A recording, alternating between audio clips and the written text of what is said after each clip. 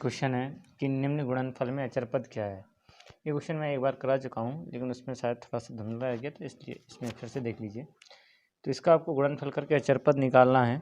कैसे करेंगे, इसका मल्टीप्लाई ही कर दीजिए। कैसे करेंगे, यानी कि 2x² माइनस का 3x माइनस 9/x और इसका मल्टीप्लाई 7/x माइनस x से करना है। तो पहले आप इसका करेंगे, तो इसमें जब आप करेंगे तो देखिए ये अपॉन में है, ये x² से जब इंटू होगा तो एक x कट जाएगा, है ना, एक बचेगा। तो 7 दूनी कितना हो गया, ये 14, है ना, और x फिर इसमें करेंगे तो x कट ही जाएगा, 7 × 21 हो गया। इसमें करेंगे तो 7 × 9 = 63 हो जाएगा बटे x²। ठीक है, फिर आप इस x का करिए तो माइनस का 2x³ हो गया। इसमें करेंगे तो माइनस माइनस प्लस हो जाएगा, 3x² हो जाएगा। और जब इसमें आप करेंगे तो x कट के ये प्लस का 9 हो जाएगा। ठीक है ना, तो माइनस का 2x³ plus 3x² minus 63/x² और प्लस का 14x और ये इससे घट जाएंगे। तो 21 में से 9 घटा दीजिए तो माइनस के 12, तो अचर पद हमारा -12 आएगा, यानी कि ऑप्शन नंबर सेकंड आपका सही हो जाएगा।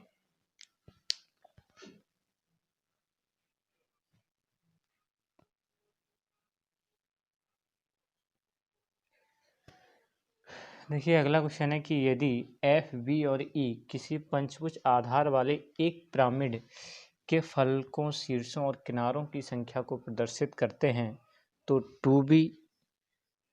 2b माइनस 3f प्लस ई का मान क्या होगा। ऑप्शन इस टाइप से। देखिए वो कह रहा पंचभुज आधार वाले, तो किस टाइप से बनाएंगे। मान के लिए ये हमारा पंचभुज कैसे बनता है, ऐसे बनेगा पंचभुज,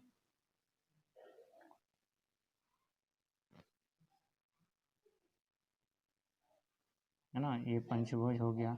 अब पिरामिड क्या होता है कि ये जितने शीर्ष हैं सबको एक बिंदु से मिला दें। ये ये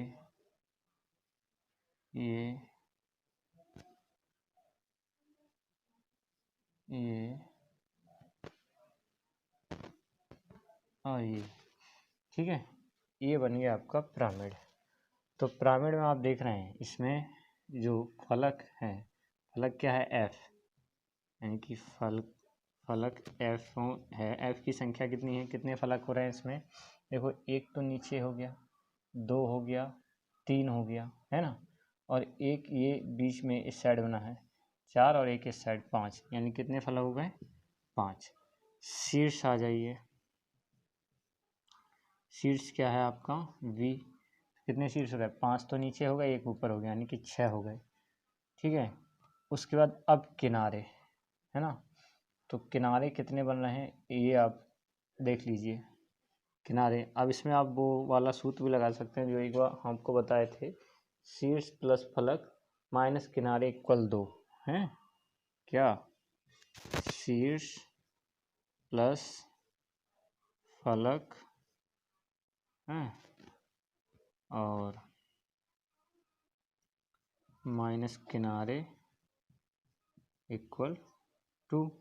तो शीर्ष कितने हो गए, 5 प्लस 6 और माइनस के किनारे इक्वल 2। तो किनारे कितने आ गए आपके, 6 5 11 माइनस 2 यानी कि 9। ठीक है ना, अब हमको मान निकालना है इसका, किसका मान निकालना है आपको, 2b माइनस 3f और प्लस ई का, इसमें मान रख दीजिए। तो किनारे क्या है हमारा, ई है, तो इसमें रखिए 2 × v कितना है 6 माइनस 3 × f कितना है 5 और ई कितना है 9। तो 6 दूनी 12 माइनस 15 और प्लस 9, ये घट के कितना बचा, -3 और प्लस 9, ये भी घट जाएगा तो कितना हो जाएगा 6, यानी कि यही हमारा राइट आंसर, ऑप्शन आपका 4th जो है वो राइट हो गया।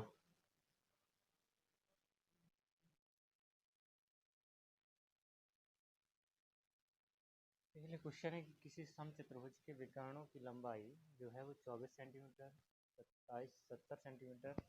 इस समचतुर्भुज की जो लंबाई, समचतुर्भुज की भुजा की लंबाई आपसे पूछ रहा है। ये जो समचतुर्भुज होता है, यानी समचतुर्भुज के जो विकर्ण होते हैं वो हमेशा 90 डिग्री पर एक दूसरे को समविभाजित करते हैं। यानी कि हम समचतुर्भुज बनाएं तो इस टाइप से बनता है। समचतुर्भुज में चारों भुजाएं जो होती हैं वो समान होती हैं, लेकिन प्रत्येक कोण जो है वो 90 डिग्री नहीं होता है। थोड़ा सा गड़बड़ हो गया।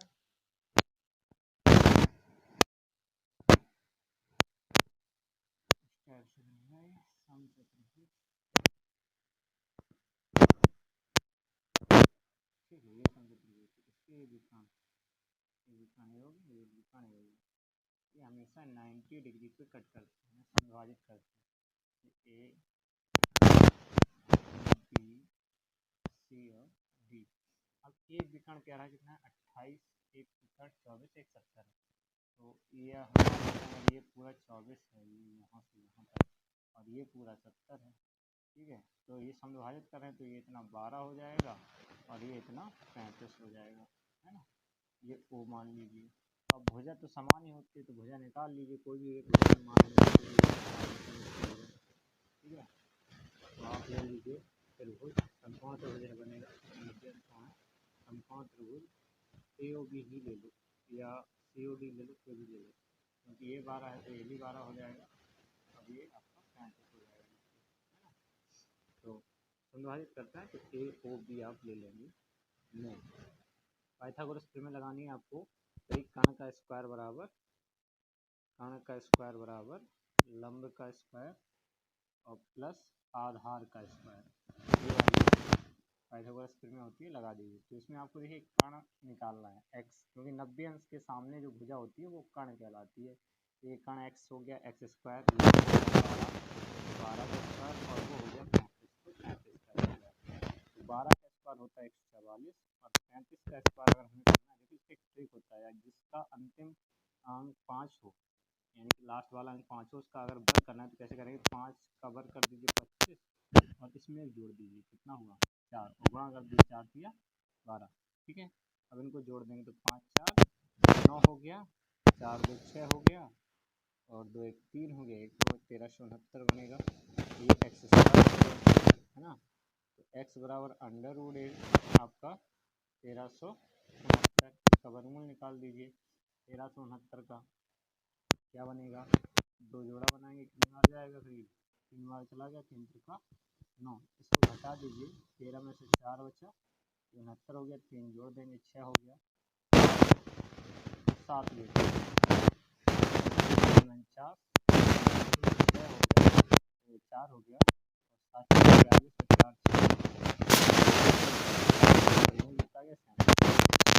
जो भुजा है ये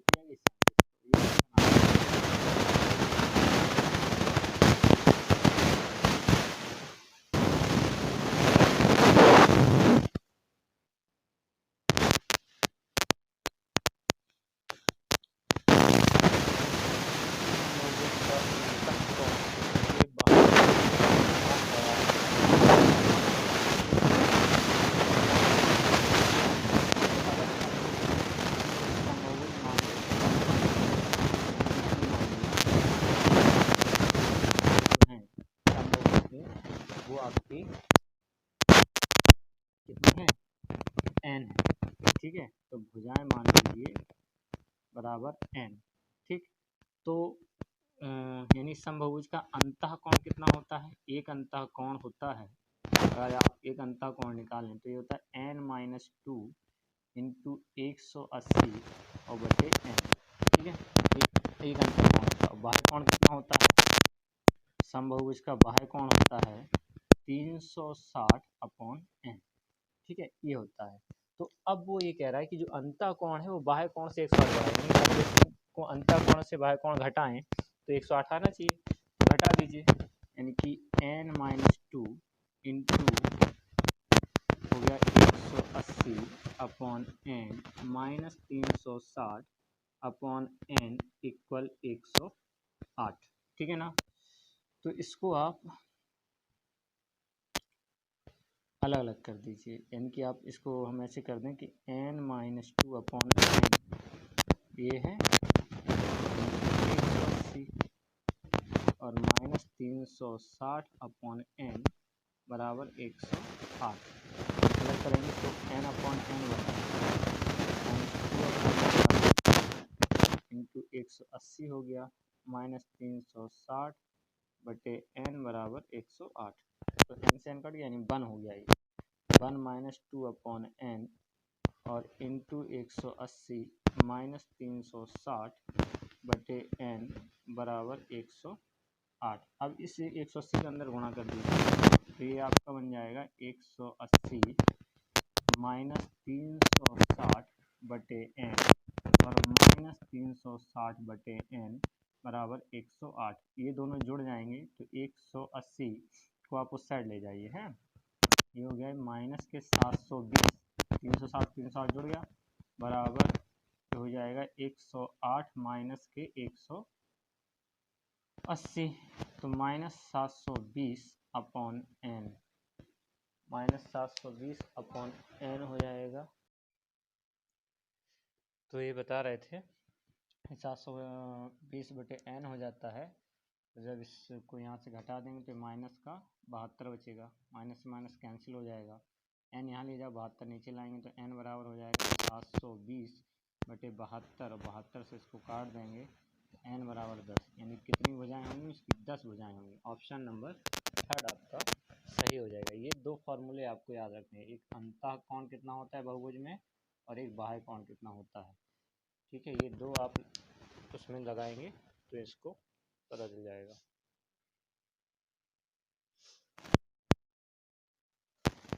देखिए अगला क्वेश्चन है कि किसी त्रिभुज ABC और डी त्रिभुज DEF में यदि AB DE के बराबर है, AC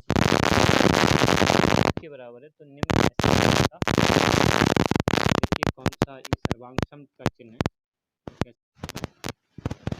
तो पहले त्रिभुज ABC बना रहे थे, ABC हमने बना लिया A B और C, BC के बराबर पहले किसकी रेखा है DF, हम पहले DF रेखा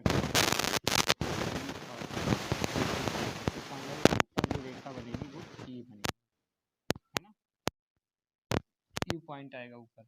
अब आपको देखिए AB के बराबर DE, AB के बराबर DE और BC के बराबर DF हो गया और AC के बराबर EF हो गया, ठीक है ना। तो क्रम क्या बना हमारा कि त्रिभुज ABC जो है वो सर्वांगसम हो गया त्रिभुज आपका EDF के, किसके हो गया EDF। तो EDF का बना ये थर्ड वाला है ना, तो ये थर्ड आपका ऑप्शन सही हो जाएगा। देखिए अगला क्वेश्चन है कि त्रिभुज ABC में कोण B तथा कोण C के समभाजक बिंदु P पर मिलते हैं और कोण BPC 102 है, तो कोण A की माप आपको बतानी है कि क्या होगी। तो कोण A की माप निकालने के लिए त्रिभुज ये आपका ABC त्रिभुज A B और C, अब इनके समभाजक P पर मिलते हैं, ठीक है, ये P बन गया और ये कोण क्या है 2, ठीक है।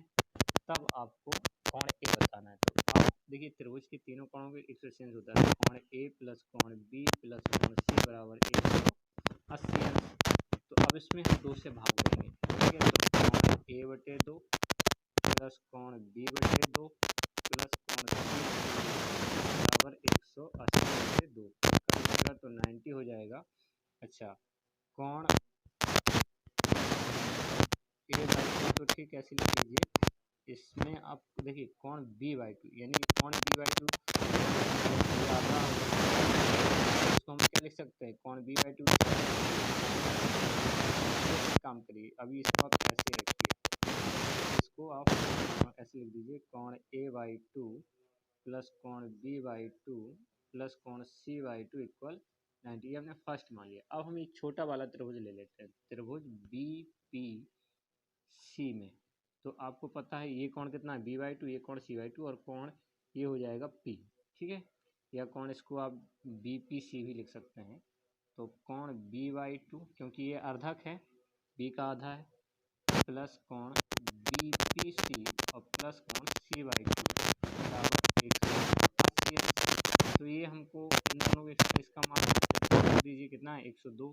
तो कोण B/2 प्लस कोण C/2 प्लस कोण 102 बराबर 180।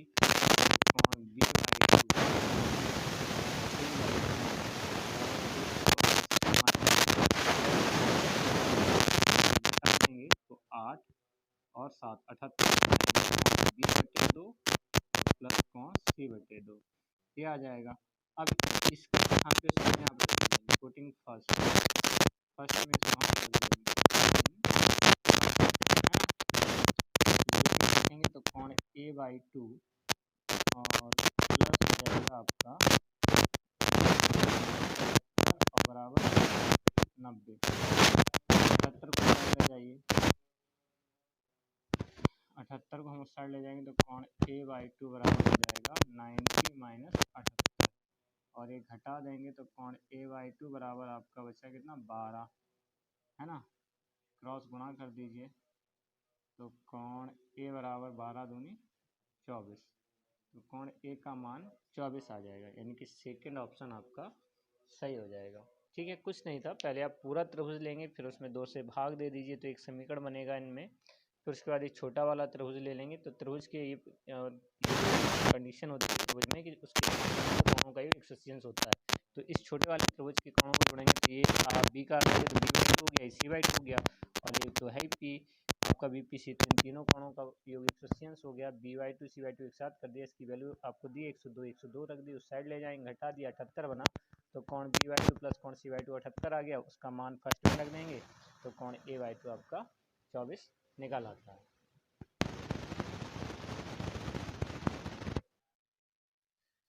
देख लीजिए अगला क्वेश्चन है कि निम्न आंकड़ों के माध्य माध्यक और बहुलक का योग आपको बताना है, आंकड़े दिए गए हैं। तो पहले आंकड़ों को वही आरोही अवरोही क्रम में लिखेंगे, तो आरोही क्रम में ही लिख लीजिए, आरोही क्रम क्या होगा, पहले सबसे छोटी संख्या इसमें देखिए क्या है 9, 9 के बाद क्या है 11, 11 के बाद क्या है 14, 14 के बाद 17, 17 के बाद 19, 19 के बाद 23, 23 के बाद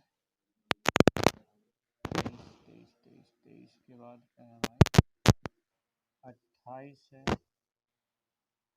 28 के बाद 30 है, एक और 30 है डबल 30 यानी कि 30 के बाद 35 है, 35 के बाद 36 है, 36 के बाद आपकी 48 है। कितनी हो रही हैं 1 2 3 4 5 6 7 8 9 10 11 12, ठीक 12 ही थी है ना। तो सबसे पहले आप माध्यक ही निकाल लीजिए, तो माध्यक क्या होगा आपका, माध्य हम बाद में निकाल लेंगे। माध्यक क्या होगा कि सम आंकड़े हैं तो सीधा सा आप सम आंकड़ों के लिए हमने आपको फार्मूला बताए हैं कि 1/2 n/2 वहाँ पद का मान प्लस n/2 प्लस 1 वहाँ पद का मान ये होता है। तो यहाँ n कितना है 12, 12 आंकड़े हैं तो 12 हो गया, तो 12/2वां पद, 2वां पद का मान और प्लस यहाँ 12/2 प्लस 1 वहाँ पद का मान, ठीक है ना। तो ये हो जाएगा 1/2, 12/2 यानी 6वां पद का मान और प्लस 6 प्लस 1 हो जाएगा यानी 7वां पद का मान, ठीक है ना। ये हो जाएगा तो इसमें आप रख दीजिए मान 1/2, 6वां पद क्या होगा 1 2 3 4 5 6 23 हो गया और उसके बाद 28 हो गया, 7वां जोड़ देंगे तो 1/2, 8 3 11 2 2 4 1 5, 2 से काट दीजिए 2 दूनी 4, एक बचेगा 2 पंचे 10 फिर 2 पंचे 10 25.5। अब माध्य निकाल लीजिए, तो माध्य निकालने के लिए क्या करते हैं इन सारे आंकड़ों को जोड़ दीजिए और उसमें 12 से भाग दे दीजिए, तो 9 plus 11 plus 14 plus 17 plus 19 plus 23 plus 28 और plus 30 plus 30 plus 35 plus 36 plus 48 और अपॉन 12 हो जाएगा, ठीक है ना। तो ये टोटल करिए 8 6 14, 14 5 19, 19 और 8 27, 3 30, 9 39, 39 और 7 46, 46 4 50, 50 1 51 और 9 60, हाँ कुल 6 हो गई। तो 6 4 10, 3 13, 13 3 16, 3 19, 19 और 3 22, 22 और 2 24, 24 2 26, 26 और 1 26, 1 27, 1 28, 28 1 29, 29 1 30, 30 मतलब ये 300 हो गया और बटे 12, ठीक है ना। तो इसको 12 से काट दीजिए, पहले 3 से काट देंगे, 4 गुना 4 से काट दीजिए तो ये 25 आ गया, माध्य कितना हो गया आपका 25। उसके बाद बहुलक, तो बहुलक कितना है, बहुलक सबसे बड़ी ज़्यादा बार क्या है 30, तो 30 हो गया। तो अब इन तीनों का योग आपसे पूछा है, तो योग क्या हो जाएगा, तीनों को जोड़ दीजिए। तो पहला कितना आया था माध्य का 25.5 और फिर माध्य 25 और ये 30, तो 25 25 50 और 30 80.5, ये आपका आंसर हो जाएगा, यानी कि पहला ही ऑप्शन आपका सही हो जाएगा।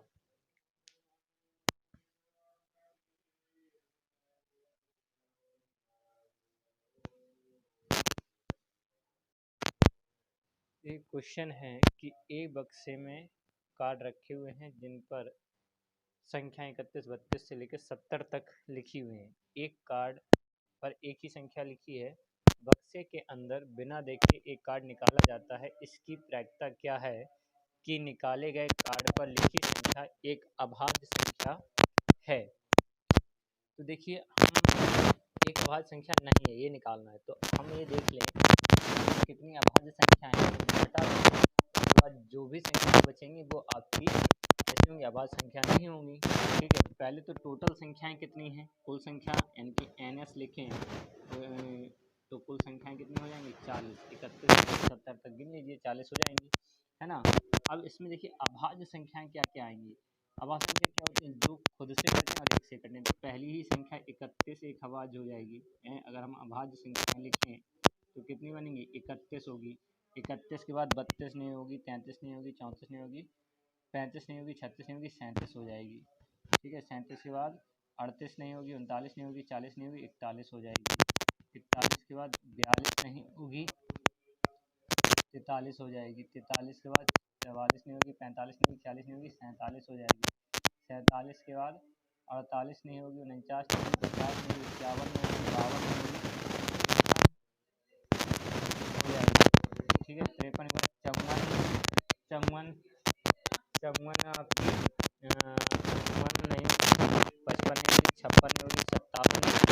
54 नहीं होगी, 55 नहीं होगी, 56 नहीं होगी, 57 नहीं होगी, 58 नहीं होगी, 59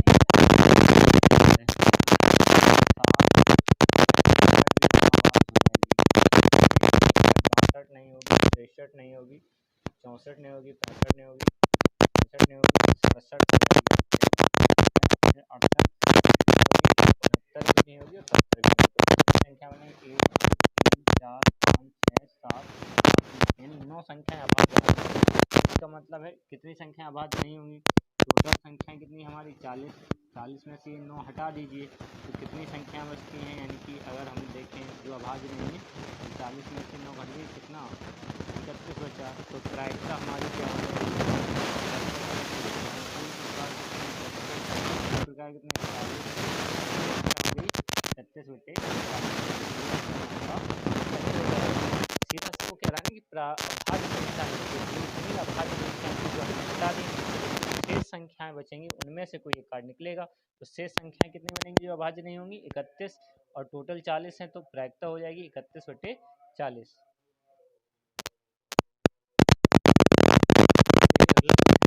एक तार वृत्त की आकृति के रूप में है जिसका क्षेत्रफल 154 सेंटीमीटर स्क्वायर है, इस तार को एक वर्ग के रूप में बोला जाता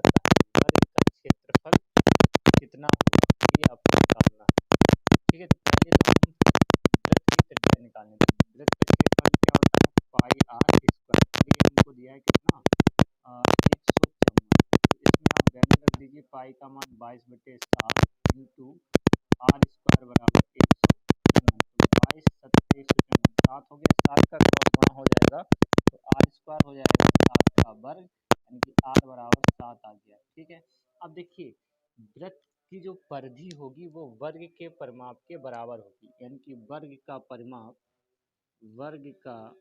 परिमाप जो होगा, परिमाप बराबर होगा वृत्त की परिधि, ये हो जाएगी। ठीक है, तो इसमें वर्ग का परिमाप क्या होता है 4 इंटू भुजा, और वृत्त की परिधि क्या होती है 2 पाई आर। तो 4 इंटू भुजा और वृत्त की परिधि आप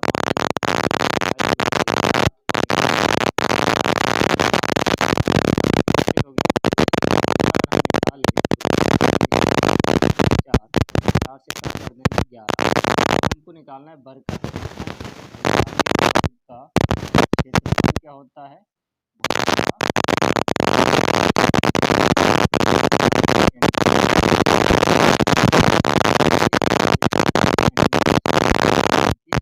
चौथा ऑप्शन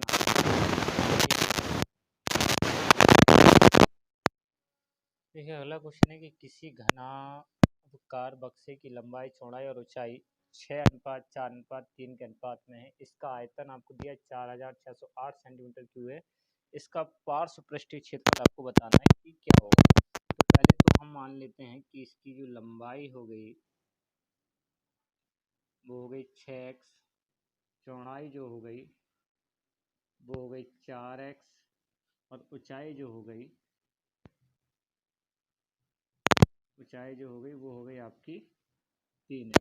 अब घनाभ का आयतन क्या होता है, आयतन अगर बराबर क्या होता है LBH, ये L हो गया, ये H हो गया।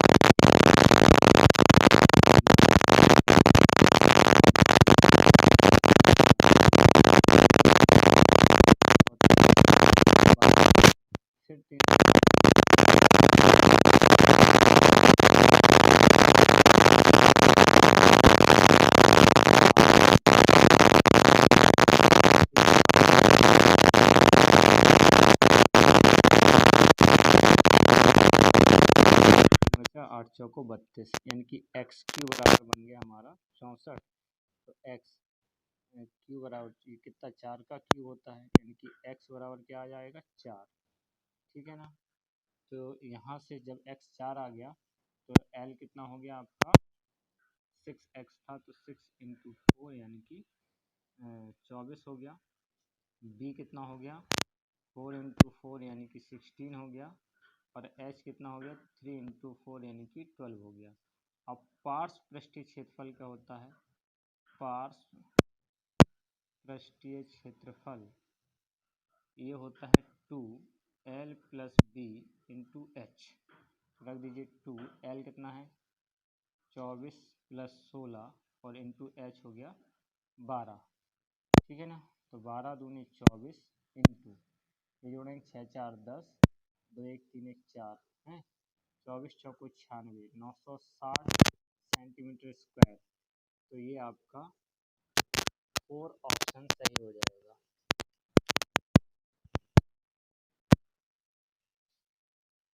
देखिए अगला क्वेश्चन है कि एक लंबवृत्तीय बेलन का आयतन आपको दिया है 396 सेंटीमीटर की, इसकी ऊंचाई कह रहा 14 है, तो बेलन का वक्र पृष्ठीय क्षेत्रफल निकालना है। तो बेलन का आयतन होता है आपका पाई आर स्क्वायर एच। तो ये हो गया 396, पाई का मान रख दीजिए 22/7, और आर आपको निकालना होगा, एच आपको दिया है 14, तो 7 दूनी 14 हो गया, है ना। तो आर स्क्वायर बराबर हो जाएगा 396/22 इंटू 2, ठीक है ना। तो आप इसको पहले तो 11 से काट दीजिए, 11 दूनी 22, 11 से इसको काट दीजिए, 11 33 और 11 66, तो ये 2 दूनी 4, 9 में 36, 9 बना। आर स्क्वायर बराबर 9, तो आर बराबर √9 हो जाएगा, यानी कि 3 आ गया, ठीक है। अब वक्र पृष्ठ क्या होता है, वक्र पृष्ठ अगर हम लिखें तो 2πr/h होता है। तो 2π का मान 22/7, आर का मान 3 हो गया और h हो गया हमारा 14। तो 7 दूनी 14 गुणा कर दीजिए, 22 दूनी 44 और 3 दूनी 6, 6 चौको 24 और 6 चौको 24 दो 26, 264 बनेगा सेंटीमीटर स्क्वायर। तो इसका ऑप्शन नंबर सेकंड सही हो गया, ठीक है। तो आज के लिए इतना ही, थैंक यू।